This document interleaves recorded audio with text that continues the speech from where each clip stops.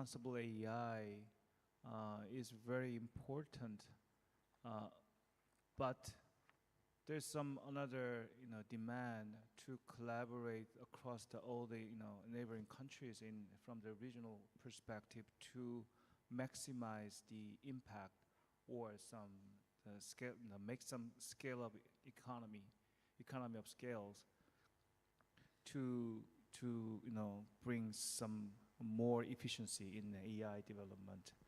So it has some flip side of coin, by the way, but sometimes some people are thinking that this is kind of trade-off in some sense. But definitely it is not trade-off. Both are very needed. So let me start from some responsible AI first. As you said, cybersecurity is the first measure. So we are very worried, to be honest, about the new type of attack from the other countries to attack some basic systems by AI-powered attacking tools.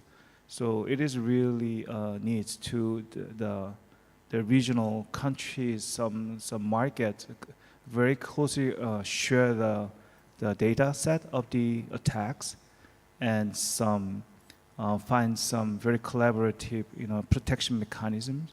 So it is very important.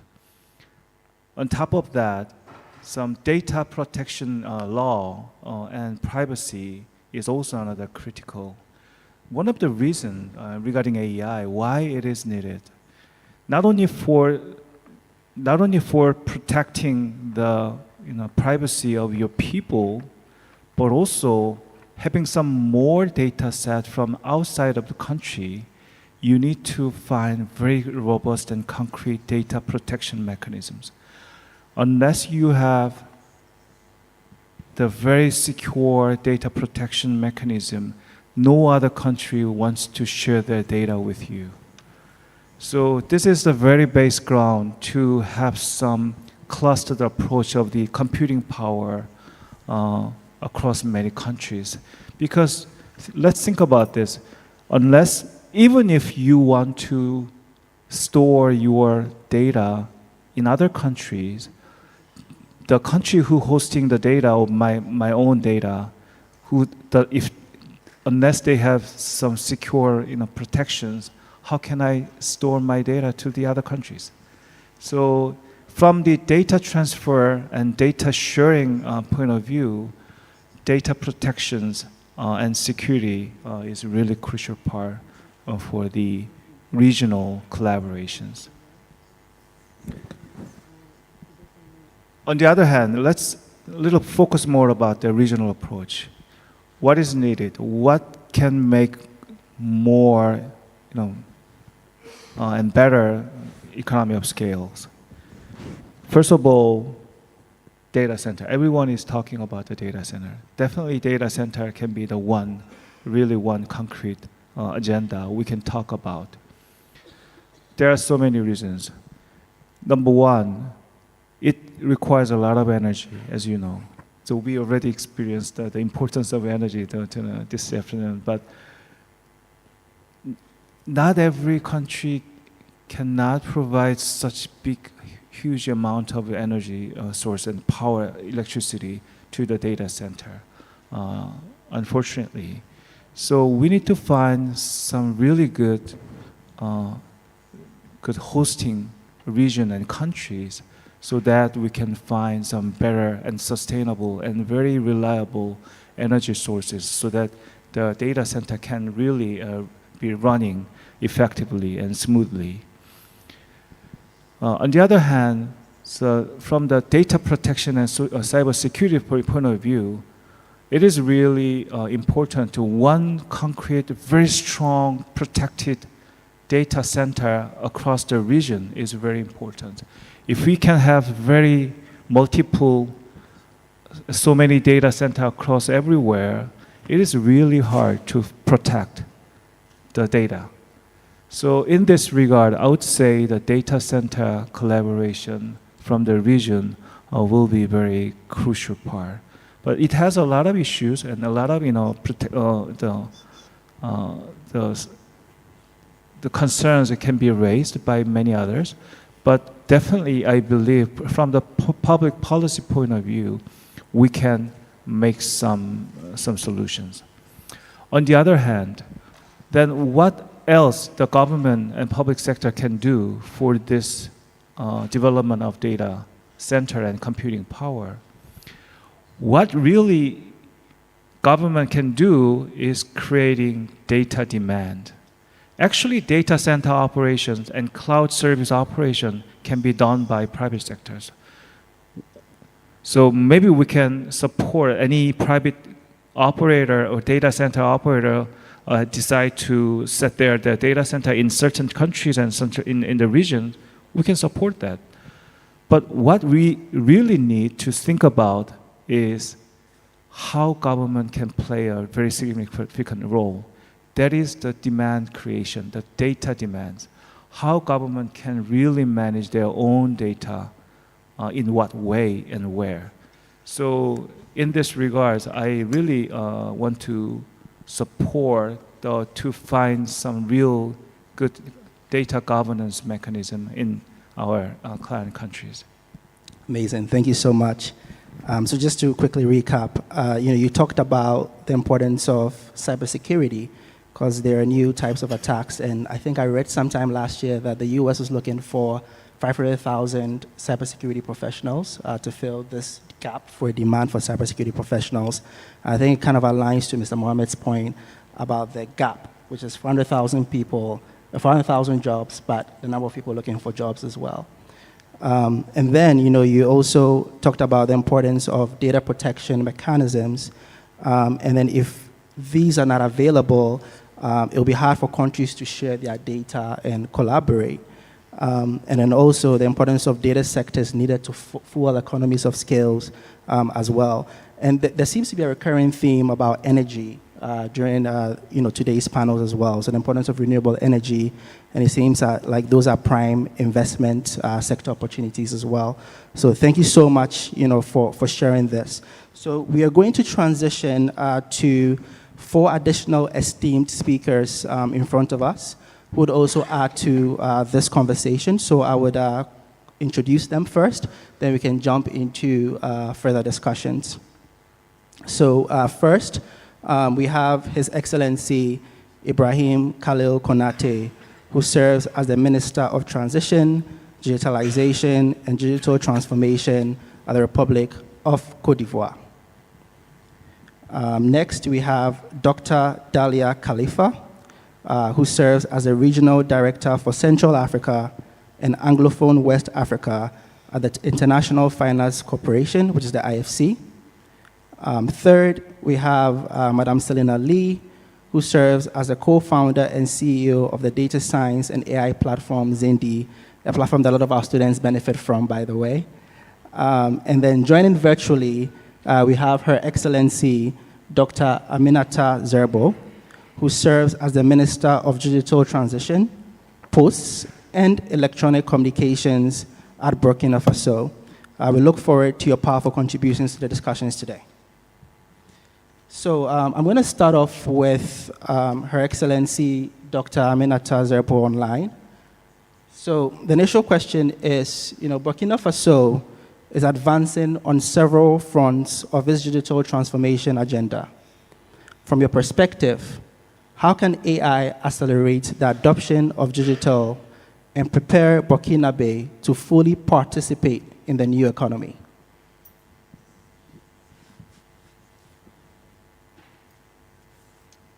I'm not sure. Allô?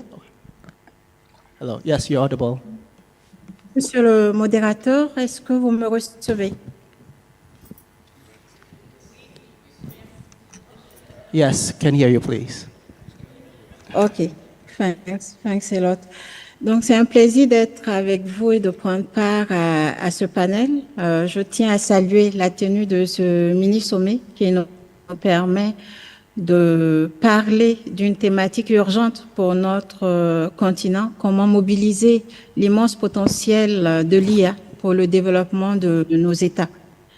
Au Burkina Faso, nous avons défini une feuille de route ambitieuse à l'horizon 2030, articulée autour de 12 chantiers majeurs qui adressent les préoccupations liées aux infrastructures, à la connectivité, à l'hébergement, à la réglementation, à la cybersécurité.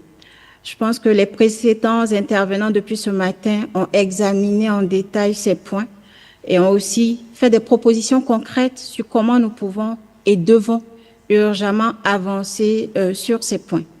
Parmi les 12 chantiers que nous avons définis, nous avons le chantier 11 qui est dédié à l'intelligence artificielle.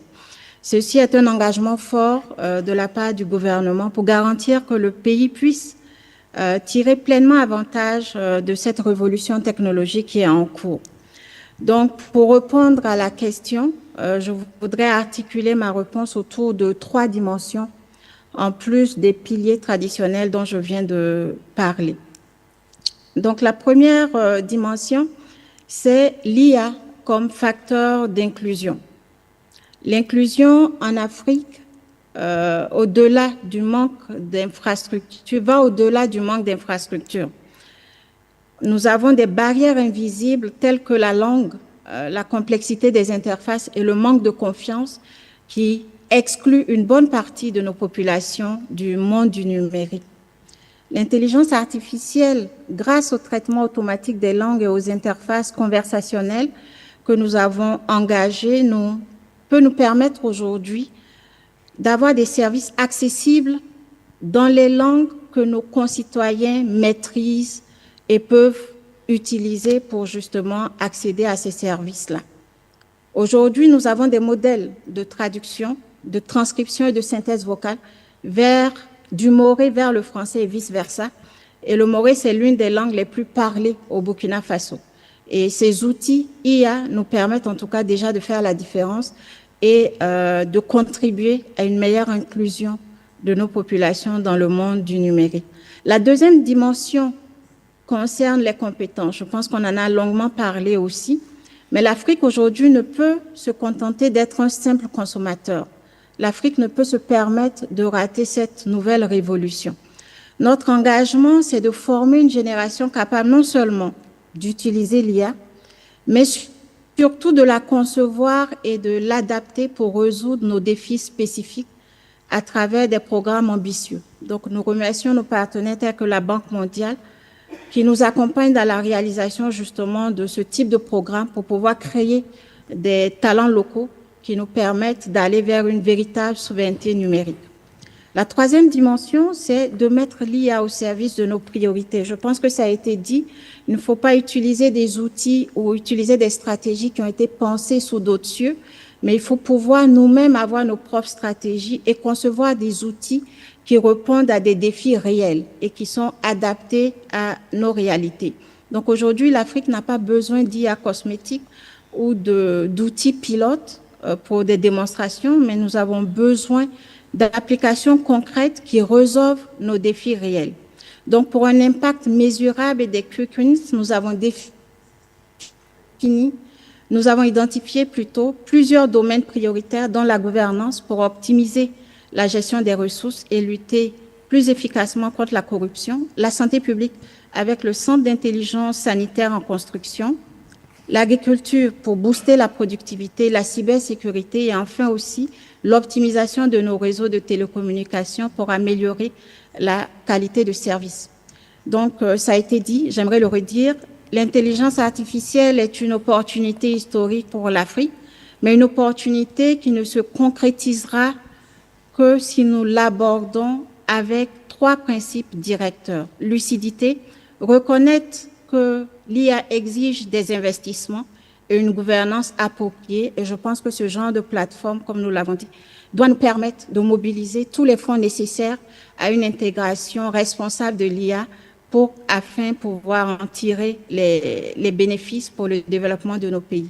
Ambition, nous devons refuser d'être de simples consommateurs et avoir l'audace de former en masse nos experts et développer nos propres solutions.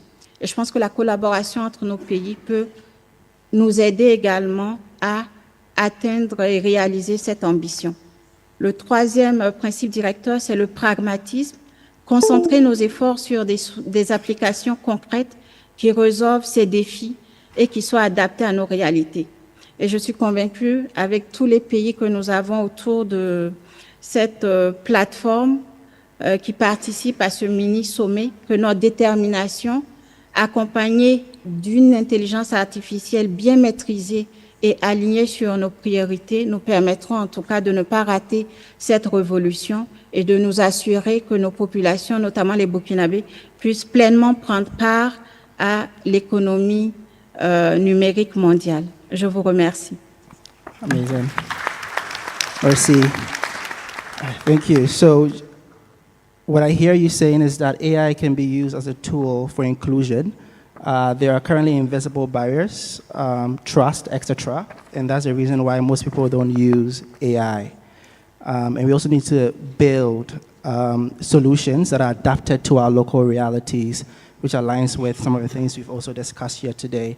And you also mentioned some of the key sectors like healthcare, agriculture, to really boost productivity. Thank you so much for sharing that. So I would also transition to His Excellency Ibrahim Khalil Konate, and also to you, sir. Based on your national vision for digital and AI, what are the key priority areas your government aims to focus by 2030 to set the basis for the adoption of AI solutions and the development of solutions that respond to your country's needs and context? Bien, merci beaucoup. Je pense que je voudrais dire que je suis très chanceux de prendre la parole après toutes ces sommités ou ces experts qui se sont exprimés sur la question.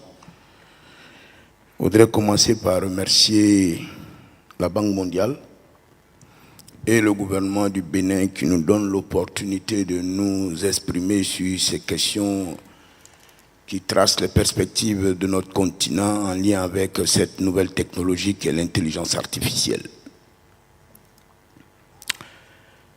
J'étais en train de réfléchir à haute voix pour dire que des dispositifs existent dans le secteur donc de l'énergie. Quand on cite le WAP, le West African Power Pool, où des pays plus arrosés ou plus producteurs d'énergie ont décidé avec d'autres pays de créer des réseaux de transport d'énergie de sorte à partager, bien entendu, cette énergie-là qui est la source nourricière donc de l'intelligence artificielle aujourd'hui. Et que pendant que j'étais en train d'arriver à la conclusion qu'il fallait échanger véritablement les données par des canaux qu'on pouvait mettre, les experts nous disent que si la cybersécurité n'est pas développée dans certains pays, des données de certains pays peuvent être atténuées ou agressées par les cybercriminels. Je voudrais dire par exemple que pour la Côte d'Ivoire, qui a 34 829 km de fibres optiques, qui a un supercalculateur de plus de 322,56 teraflops et 1,6 pétaoctets de puissance de calcul. Et que devons-nous faire aujourd'hui? Ce que nous devons faire, c'est de nous asseoir, et l'opportunité nous est donnée par la Banque mondiale de nous asseoir dans une salle, les ministres, les décideurs des pays africains, pour dire, regardons, faisons un tableau, quels sont ceux qui peuvent accueillir des data centers, quels sont ceux qui peuvent accueillir des écoles, des centres de formation, quels sont ceux qui peuvent accueillir telle ou telle infrastructure. Parce que la compétition peut se faire sur les services, mais pas sur les infrastructures. Nous devons cofinancer, coexploiter, copiloter les infrastructures. Et c'est les services, ce sont les services sur lesquels nous allons faire la compétition. Et je profite pour remercier ici la Banque mondiale. La Côte d'Ivoire vient d'obtenir le 9 octobre 2025 dernier, lors de leur conseil d'administration, un fonds de 150 millions de dollars à partir des livrables qu'on a mis à leur disposition pour accélérer la transformation de notre pays en matière d'introduction de technologies numériques dans tous les secteurs. L'intelligence artificielle se nourrit, le combustible de l'intelligence artificielle, ce sont les données. Les données doivent être stockées dans des centres de données. Or, tout le monde ne peut pas accueillir des centres de données en lien avec la disponibilité de l'énergie qui est l'élément essentiel. Nous n'avons pas encore couvert tous nos pays en termes de besoins, mais installer un data center de tier 3, de 3 MW, 4 MW, c'est une nouvelle demande sur la puissance disponible de nos économies. Comment on fait pour y répondre à cela? Donc asseyons-nous, et ça je l'ai dit avec mon collègue, mon homologue du Sénégal, et je l'ai dit encore ce matin, asseyons-nous et regardons qui peut accueillir l'infrastructure et déployons les outils de transport ensemble, et vous verrez qu'on va tirer tout le profit de cette nouvelle technologie qui est nouvelle, mais en réalité elle est ancienne, automatisée. Le cognitif, c'est autre chose que des applications. J'ai plutôt bien apprécié ce que la dame a dit ce matin, madame la Sénégalaise, qui a développé une application. Elle nous demande d'adapter nos stratégies d'intelligence artificielle aux besoins réels et les besoins réels de nos populations. C'est ces millions d'Africains qui ne savent pas lire ni écrire, mais qui savent s'exprimer juste à partir de leur langue. Comment on développe des applications à même d'être utilisées par ces populations-là. Voilà un peu ce que je voulais. Et je voudrais que les organisations que sont la Banque mondiale, le FMI, la BOAD tiennent en compte l'intervention du ministre ghanéen de ce matin. Les procédures sont certainement un peu longues souvent. Vous avez le temps de vous installer, de formuler un programme. Le temps de le déployer, c'est 3-4 ans. Si on peut aller plus vite, ça va nous permettre de donner un meilleur profit et faire profiter nos populations de cette technologie qui naît. Je vous remercie. Amazing. Thank you so much. So I think, you mentioned something very critical, which is the fact that we need to compete when it comes to services and not infrastructure. So in economics, comparative versus competitive advantage. And also we need to come together and build together, right? And I think you also echoed His Excellency Sam George's point about multilateral banks need to essentially, commit faster to initiatives. So thank you so much for sharing that. So we'll move to Dr. Dalia Khalifa. From the IFC's perspective, where do you see the most promising investment opportunities along the AI value chain, and specifically for AI-driven innovation in West and Central Africa? And how can the private sector be better supported to scale these solutions? In 3 minutes. But let me just start by saying that today's been very inspiring from all the things that we've heard. So I'm going to add one of my favorite stories that has inspired me, and maybe perhaps because Minister Tijani is here and he's heard me mention this before. In a classroom in Edo State, there was a training in a classroom for 6 weeks that used AI tutoring for a group of students. And after 6 weeks testing these students, they were performing at levels of students who had gone through 2 years of schooling, traditional schooling. So think of the power of that. That was 2 years condensed into 6 weeks. And I want to add just another factoid to that. Over the next 3 to 4 decades, Africa will see 750 million youth come into the job market. So when I reflect on today, two topics struck me. One was the urgency and hence a call to action. And the second was the importance of local solutions. When I think of the urgency, I reflect back on the 750 million youth coming to the job market over the next 30 to 40 years, and I think, okay, this is a call to action. And when I look at the data, we're seeing that AI is going to enable over 0.5 percentage point of productivity increases globally, labor productivity increases. How much of that will be enjoyed by those 750 million youth coming into the job market over the next 30 to 40 years? Hence a call to action. Likewise, we're seeing that AI is estimated to increase the global GDP in the next 4 years, by 2030, by $15 trillion. How much of that is going to be generated in Africa? Maybe some, but I don't think up to our collective ambitions. We heard a lot about data centers and the importance of data centers. Well, data center power capacity globally is about at 81, 85 megawatts.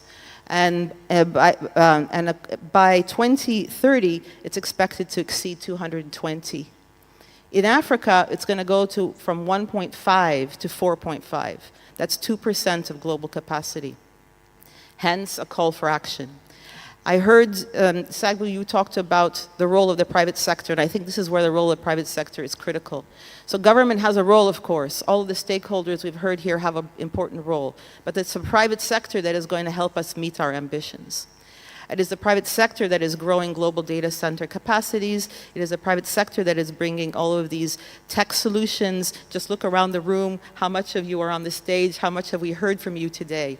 So while the World Bank is working very hard with governments to put in place the capacities to meet these opportunities, it is the private sector and IFC, which is the private sector arm of the World Bank Group, where we want to make sure that we are situating ourselves in a place to help bring that private sector capacity to Africa. And when I hear Mustafa Sisi speak, where IFC has partnered with him to achieve a lot of what he's doing, and many others on the continent, I feel that we can actually rise to the challenge.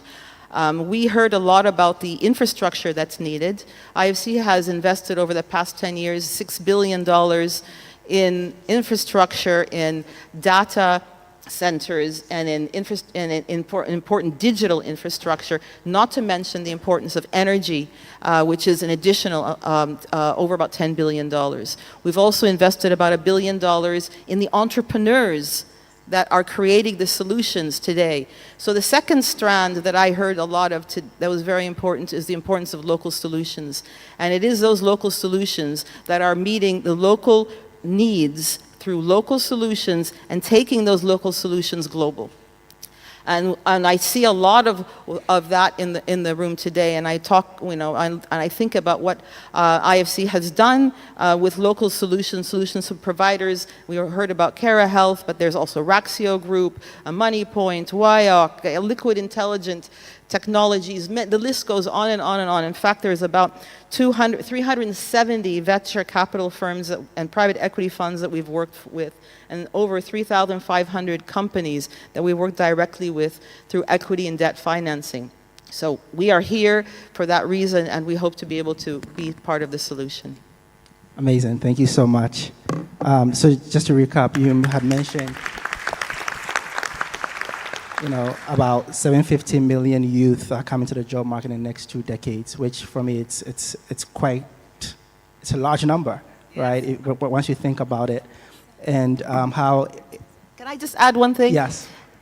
It's a large number, but it's a number we should be proud of, because nowhere else in the world will they be growing. Absolutely. All the growth is here. Yeah. This is the future. Incredible. Thank you. And then how AI increases labor productivity and also increases global GDP. And I really love the point about the infrastructure, because I understand that each year we have $108 billion infrastructure gap in Africa. So we have IFC actually investing $6 billion, which I think it's really a big dent as well to really help close that infrastructure gap as well. And also the amount has been spent on building more entrepreneurs to build solutions based on the data centers that are also built on the continent. So thank you for that. So I'm going to transition to Madam Selina Lee. You had heard the podium discuss AI skills. What are your top 3 actions to accelerate AI skills for youth and women in the next 12 months? This could include boot camps, apprenticeships, etc.? Sure. Thank you so much. It's really a pleasure to be here. I want to start with just peeking into my world. One of the projects that our team is busy with right now is a project in Ghana, where UNIDO, which is the UN agency that works on industrialization or industry from manufacturing to food security or food production, came to us because they're working with rice producers across the country. Producers then go on to processing, then go on to the market. And it's an extremely labor-intensive process to monitor the rice as it goes through the value chain. So they wanted to see if there were ways that AI could actually help with this process, make it more efficient, and lower the costs. So we're going to be running a challenge. We're launching it in a couple of weeks, where our community of thousands of data scientists and AI developers on the platform are going to be competing to build the best algorithms that are able to evaluate mobile-based pictures of rice based on quality, variety, and detection of disease. This will become an app that is used in the market in Ghana by the end of the year. So Zindi, I'm the CEO and co-founder of Zindi. Zindi is a platform where we host the largest community of data scientists and AI developers in Africa. We have close to 100,000 people on the platform now, mostly young people, 28% women across 52 countries in Africa. We've been at this for over 7 years now. And one of the main things we do is we run these challenges, these online hackathons, essentially, where governments, companies, startups, NGOs can put up different data sets, problem statements from logistics to food security to climate change. And our community then will compete to build the best solutions. And while doing these competitions, they're actually building up not just skills, but a record and a portfolio of work that allows them to then get real jobs, real opportunities in the market. So when we talk about skills, I wanted to highlight a few things. I mean, for one, it's been mentioned before, but I can't state enough how quickly the landscape is changing in AI. I mean, the skills that are needed today versus the skills that were needed 12 months ago are completely different, much less even in the last month, things have changed tremendously. So we see a lot of universities. Universities are still incredibly important, but they can't possibly move at the speed of industry and the types of skill sets that industry is demanding. So how do we close that gap? How do we complement what the universities are producing, the talent that the universities are producing, and turn those into job-ready skills?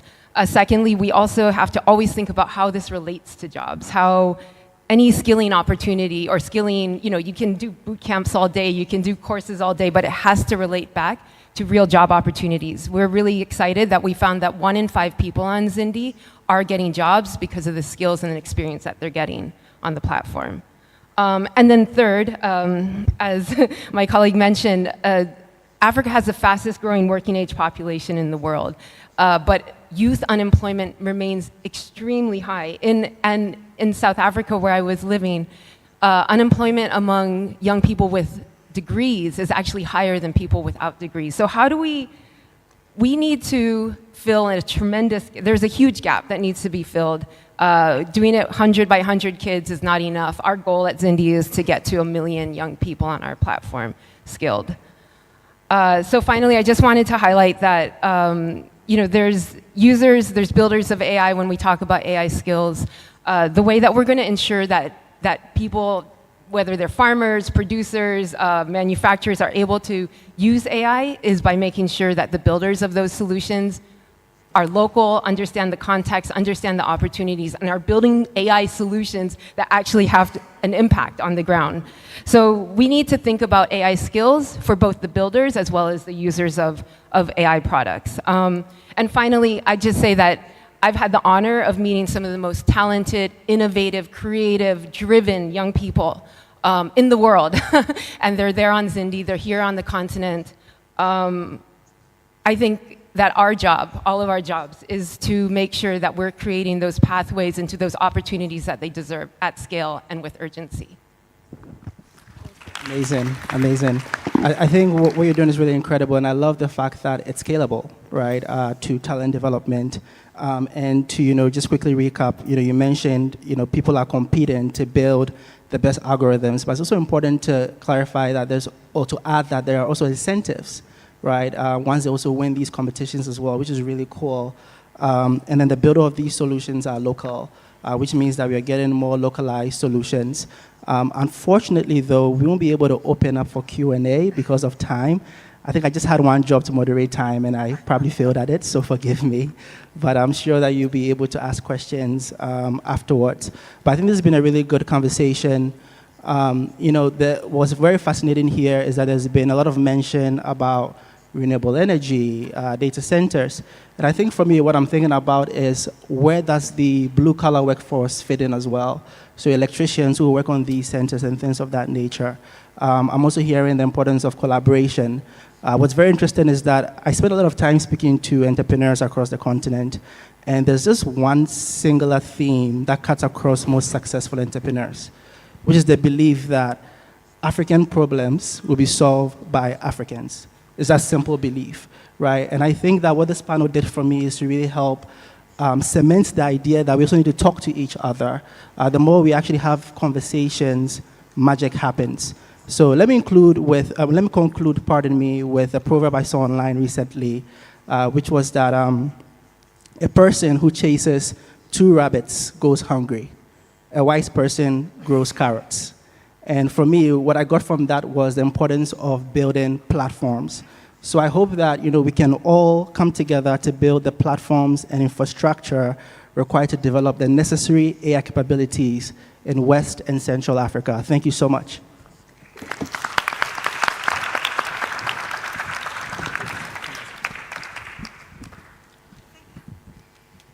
Thank you, Mr. Jeff, for this panel. Thank you, dear panelists. Maybe a picture before leaving the stage. Very quickly, thank you so much.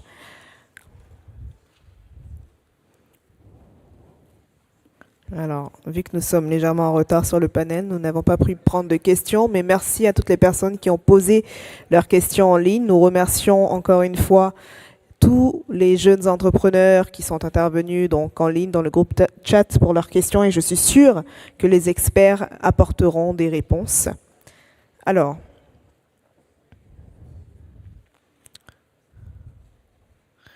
merci pour la photo. Voilà. Donc la photo rapidement avec les autres intervenants, et nous allons laisser bien sûr la parole à la directrice générale du Sofitel dans quelques instants pour un petit mot, avant de laisser bien sûr les ministres s'échapper pour une réunion à huis clos, et les hôtesses bien sûr les guideront. Merci chers panélistes, merci chers modérateurs. Thank you so much for this panel.